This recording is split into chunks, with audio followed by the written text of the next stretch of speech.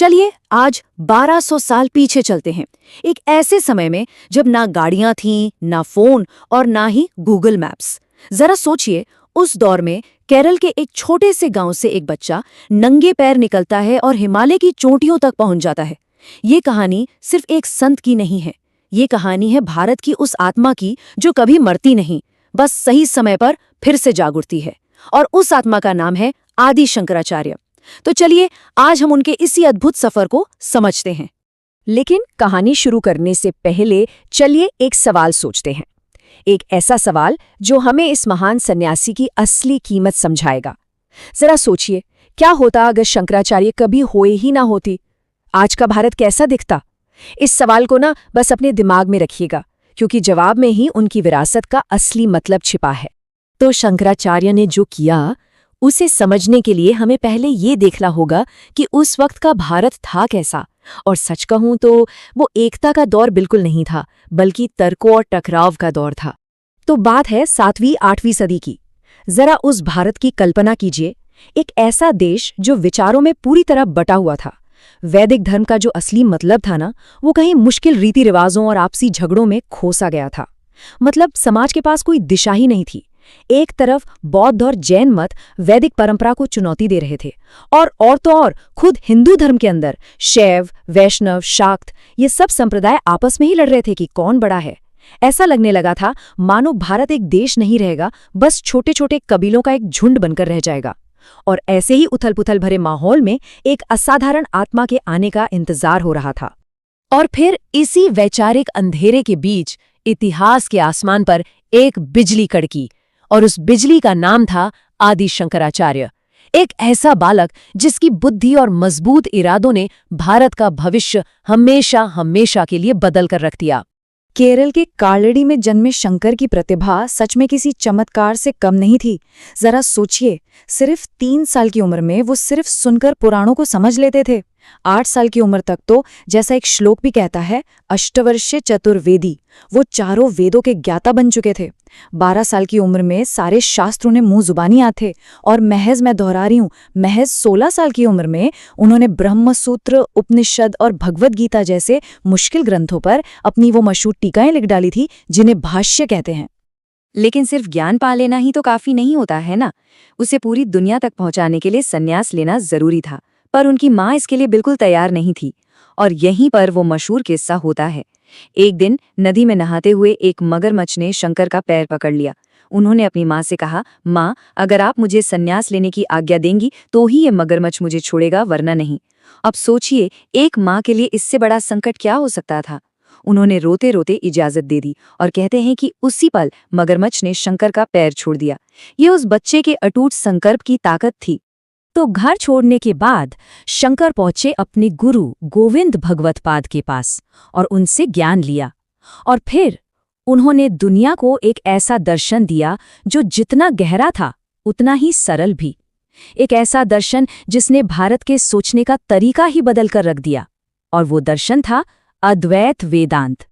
अद्वैत, इसका मतलब बहुत सीधा है, जो दो नहीं है, मतलब एक। शंकराचार्य ने बताया कि जो पूरी कायनात है, ये ब्रह्मांड और हम सब अलग अलग हैं ही नहीं, हम सब एक ही परम सच का हिस्सा है, जिसे उन्होंने ब्रह्म कहा। और उनका सबसे क्रांतिकारी विचार था अहम ब्रह्मास्मि, जिसका मतलब है मैं ही ब्रह्म हूँ। ये समझना कि हम और ईश्वर अलग अलग नहीं है, एक ही हैं, बस यही तो असली ज्ञान है। तो अब सवाल ये उठता है कि भाई, अगर सब कुछ एक ही है तो फिर हमें ये दुनिया इतनी अलग और इतनी असली क्यों लगती है? शंकराचार्य इसका जवाब देते हैं माया के सिद्धांत से। वो कहते हैं कि ये दुनिया एक भ्रम है, एक इल्यूजन। ठीक वैसे ही जैसे आप कभी अंधेरे में एक रस्सी को देखकर सांप समझकर डर जाएं, लेकिन जैसे ही लाइट जलती है तो पता चलता है, अरे ये तो बस एक रस्सी थी। बिल्कुल इसी तरह ये दुनिया, इसके सुख दुख, रिश्ते नाते, सब कुछ उस रस्सी की तरह है जो हमारे अज्ञान के अंधेरे में सांप जैसे डरावने या असली लगते हैं। जो असली सच है यानी ब्रह्म, वो तो ज्ञान की रोशनी होने पर ही दिखाई देता है। चलिए इसे आज के जमाने के एक उदाहरण से समझते हैं। मान लीजिए 2 दोस्त हैं, उन्होंने खूब कामयाबी हासिल की, बड़ा घर, गाड़ी, सब कुछ है उनके पास, लेकिन फिर भी अंदर से एक खालीपन सा महसूस होता है। वो अपने एक फिलॉसफर दोस्त के पास जाते हैं। वो दोस्त उनसे सिर्फ एक सवाल पूछता है, अच्छा ये बताओ, अगर तुम्हारा नाम, तुम्हारा काम, तुम्हारी पहचान, ये सब तुमसे छीन लिया जाए तो तुम कौन हो? फिर वो समझाता है, देखो, हमारा ये शरीर, हमारे विचार, हमारी ये दुनिया की पहचान, ये सब तो बस उन बादलों की तरह हैं जो कुछ देर के लिए सूरज को ढक लेते हैं। असली सूरज तो हमारी आत्मा है, जो कभी नहीं बदलती, जो हमेशा रहती है। और यही आत्मा उस परम सत्य यानी ब्रह्म से बिल्कुल भी अलग नहीं है। और जब ये ज्ञान होता है, जब अज्ञान के वो बादल हट जाते हैं, तब इंसान महसूस करता है, अहम ब्रह्मास्मि, मैं ही ब्रह्म हूं। ये सिर्फ एक वाक्य नहीं है, ये अद्वैत दर्शन की चोटी है। ये एक ऐलान है कि हमारी चेतना और इस ब्रह्मांड की चेतना में कोई फर्क नहीं है, हम सब एक हैं। लेकिन शंकराचार्य सिर्फ एक फिलॉसफर नहीं थे जो किसी गुफा में बैठकर बस सोचते रहते। नहीं, वो एक महान योजनाकार थे, एक कर्म योगी थे।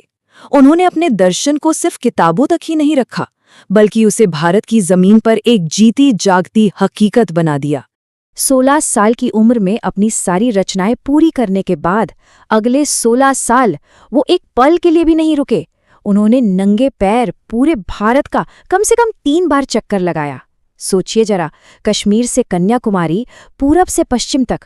उनकी ऊर्जा की कल्पना करके देखिए। दिन भर पैदल चलने के बाद वो रात में बैठकर हजारों पन्ने लिखा करते थे। उनका सिर्फ एक ही मिशन था, भारत को विचारों और अध्यात्म के एक धागे में पिरोना। तो सवाल है, उन्होंने ये एकता स्थापित की कैसे? एक शानदार योजना के साथ। उन्होंने भारत के 4 कोनों में 4 मठ बनाए। उत्तर में ज्योतिर्मठ, पश्चिम में द्वारका पीठ, पूरब में गोवर्धन पीठ और दक्षिण में श्रृंगेरी मठ। लेकिन उनकी दूर की सोच देखिए, ये सिर्फ मठ नहीं थे।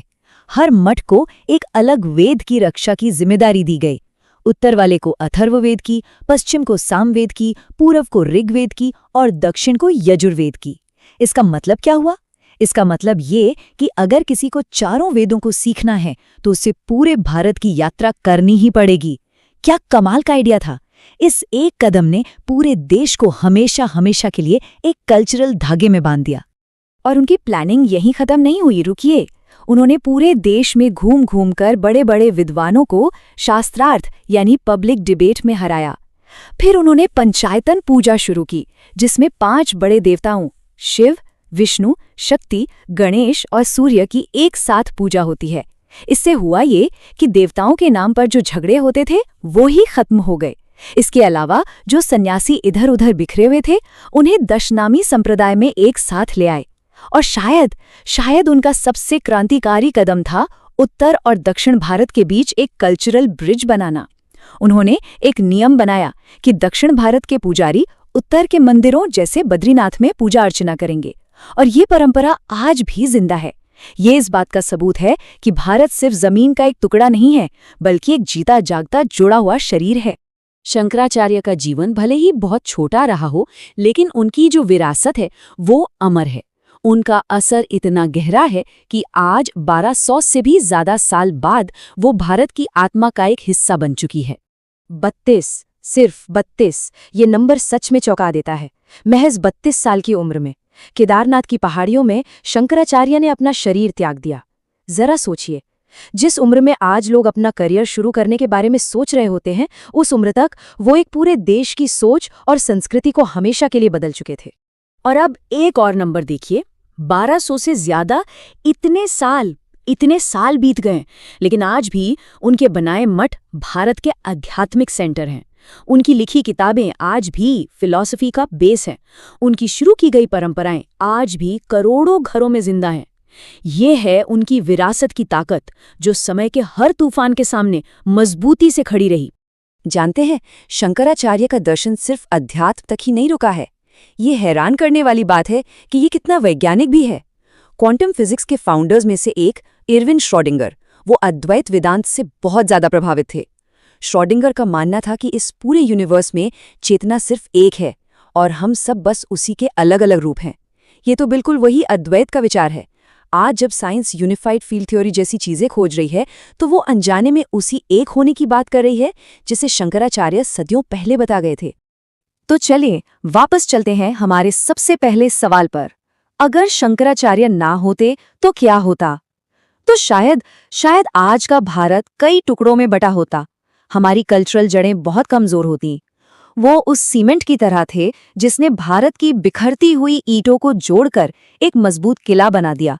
और आज जब दुनिया एक बार फिर धर्म, जाति और राजनीति के नाम पर बट रही है, तब उनका अद्वैत का दर्शन हमें याद दिलाता है कि असली एकता बाहर से नहीं थोपी जाती, वो अंदर से आती है। ये हमें सिखाता है कि हम सब असल में एक हैं, और शायद इस बटी हुई दुनिया में एकता का ये 1200 साल पुराना विचार ही आज का सबसे जरूरी समाधान है।